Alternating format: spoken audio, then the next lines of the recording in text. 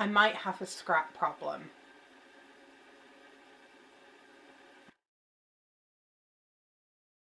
Hi, I'm Emma, the Collie Crafter, and I'm here to help you make something that you love and that you're proud of to be able to share with the people that you love. Scraps happen when you are quilting or working with fabric. And there's a couple of things you can choose to do with them. You can keep them all together until you decide that you want to work on a project with them. You can process them as you go and turn them into something that is usable, that you know that you would work on for another project. You could cut out specific sizes for a particular pattern that you're working with, or you can donate them or get rid of them, throw them in the garbage if you're so inclined. I personally have a policy of no scrap left behind. So there's quite a few things that I do to manage through scraps when I'm working with my various fabric projects. So I want to kind of explain a little bit about what that is and show you how I go about kind of cutting odds and ends of bits of fabric. So I think the first thing to say is that a lot of the fabric that I have, a lot of it I picked up at thrift stores. I picked things up at like the larger kind of craft stores where I'm now seeing that there's a huge difference in quality in the weight and the thickness and the feel of the quilting cotton.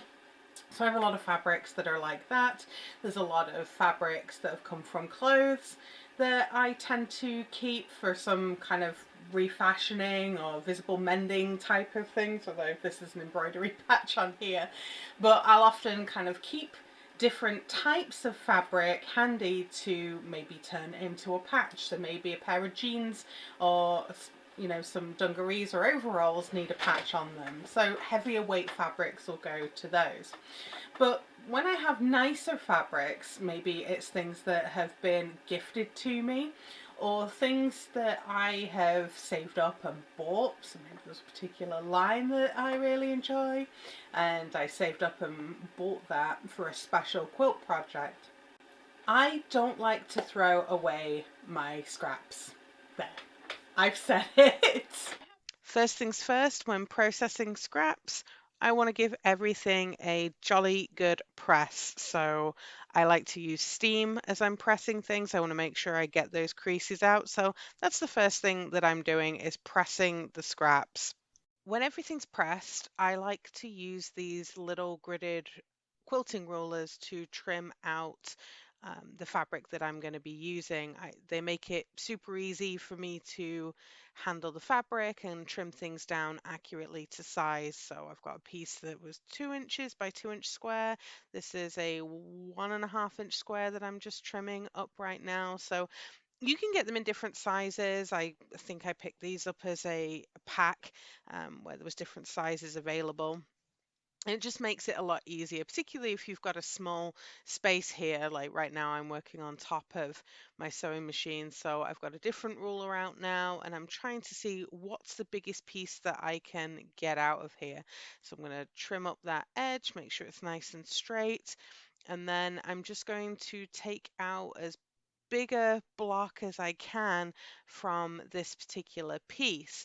Now, sometimes I'll take things that are, a 6.5 inch square, or maybe I'm taking a 10.5 inch square. Depends what your preference is. For me, I think the smaller pieces work a lot better for me. And there's different ways that you can cut. So here I'm trying to trim around a piece and get a little bit more scrappier pieces out of this little bit that's left over. I could have just cut it straight across one way and then tried to cut something different out of it. I know other quilters who like to cut bigger pieces. So maybe they will be cutting like a 10-inch by 10-inch square rather than having to deal with all of these smaller pieces, and then they trim things down as they need them. Because I quite like scrappier quilts, I don't mind taking the time to trim up these little pieces and turn them into these smaller bits that I'm going to use because I just want to be able to grab and go. So here I've got a 1.5 inch strip and I'm going to trim this down into 1.5 inch squares here. So that's one way that you can do it. I again, as I've been quilting, I tend to find that I will keep things as longer strips now rather than trimming everything down into little pieces. But if I'm wanting to work on a project, like a bonus project, where you can quilt things together as a leader and an ender, or you know, you're sewing these little blocks together in between your projects, then having things that are all cut up and ready to go and you're just grabbing from the basket and using them as you go, that's a much more efficient use of your quilting time. So I'm all down for having multiple projects on the go just because I think it's a better use of time. So this one I'm doing as 3-inch blocks. I've found a couple of economy block patterns that are using like 3-inch squares. So I'm trying to get a good stash of those ready to go so I can just grab and go and turn some fussy cut squares into something a little bit more spectacular with an economy block. This one, oh, it looks like I've got a selvage edge on here. Now, I do have a whole bag of selvages, and I'm keeping those to turn into a bigger project. So I've seen some really beautiful kind of project bags and things that were made. See, that piece I just wasn't even going to bother with. I was just going to put it into the selvage um, bag there, but you can take selvage edges, particularly if you leave a good bit of fabric on the end there, and you can sew them together to make basically a bigger piece of fabric, kind of like a crumb quilt. And you can use those as a fabric to turn into something else. And I've got a friend who's got this beautiful project bag that she's using, I think for cross stitch or something, and it's all made from selvages. So it's really, really pretty, and I think they've put in some, you know, vintage embroidery or something on it as well, just to kind of make it a little bit different. But I love how unique it all goes together, and all of those selvages are kind of cool to look at. So here I'm going again, just trimming down. This is a 2.5 inch square ruler. Again, it's just easier to manage. I could, if I wanted. Oh, well, apparently I'm going to do a 2 inch. Yeah, there you can see I accidentally knocked it. So now I've got to make sure it's level. But yeah, I got a 2 inch square now. Sometimes it's easier to have a larger piece and then trim it down later. Um, this bit of fabric again, what can I get in terms of the biggest block, and then how can I then trim it down and use smaller pieces. The only thing I don't like about trying to go around a block is you can sometimes get those cuts in the fabric that you then need to trim out where the roller cutter, the rotary cutter has cut through. So you do need to be careful of that when you're working. And really, all I do with each piece of fabric that I'm working with is I'm looking to see how many blocks can I get out of here, or how many scraps of, you know, whatever the sizes are that I typically use. So might be a 1.5 inch strip or a 1.5 inch square.